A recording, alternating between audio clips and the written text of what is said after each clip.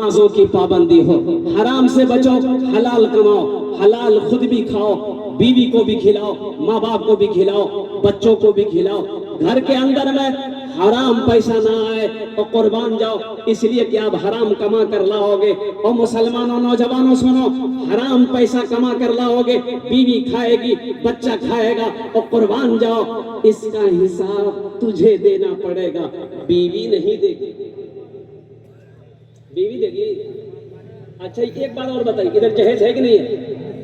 अरे जहेज इधर लेते हैं लोग, जहेज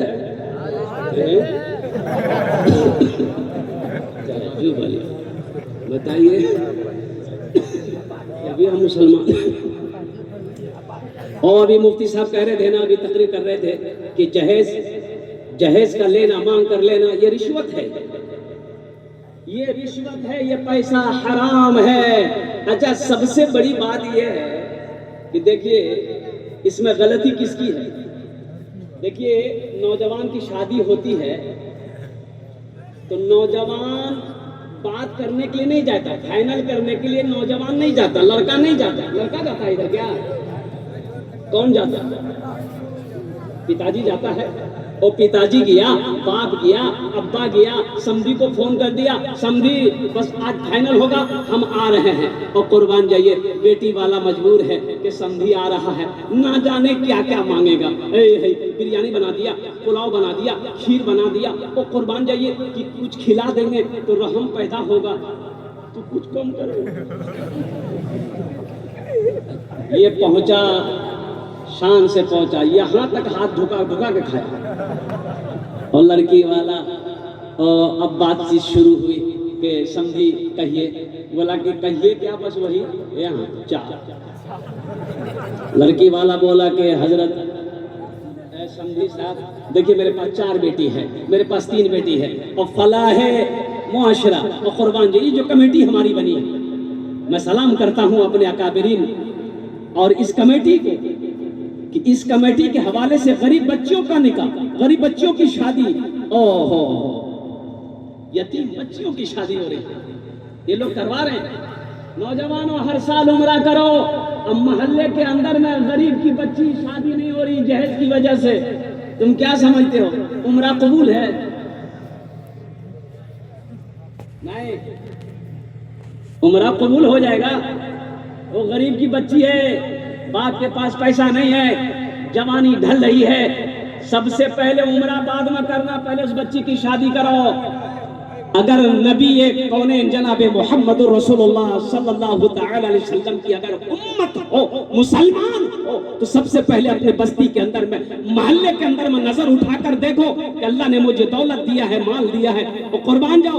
उम्रा हर साल करना जरूरी नहीं है, पहले उस बच्ची का शादी कराओ। निकाह को आसान करो, ज़िना मुश्किल हो जाए। हमने निकाह को बड़ा मुश्किल कर दिया, ज़िना आसान हो गया।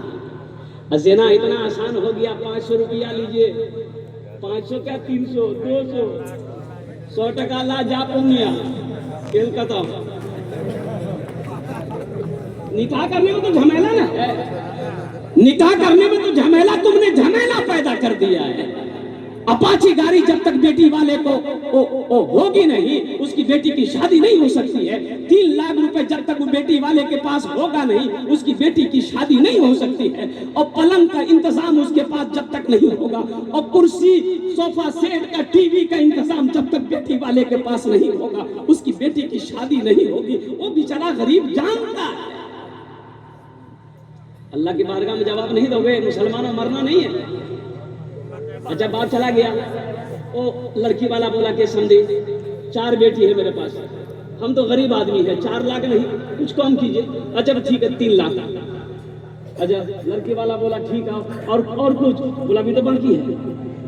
अब क्या बाकी है?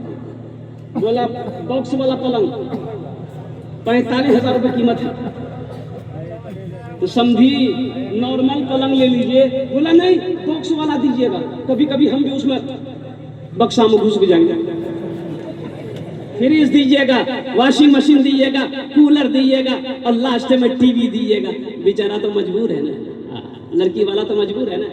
भाई जिस बाप के कंधे पर बेटी, जवान बेटी बैठी हो, उस बाप से पूछो रात को नींद नहीं आती सर। जिस भाई के कंधे पर जवान बहन बैठी हो, उस भाई को रात में नींद नहीं आती।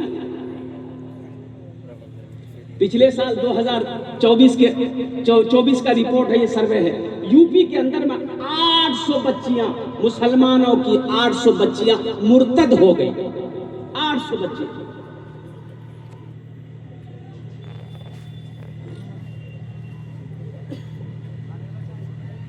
रहिए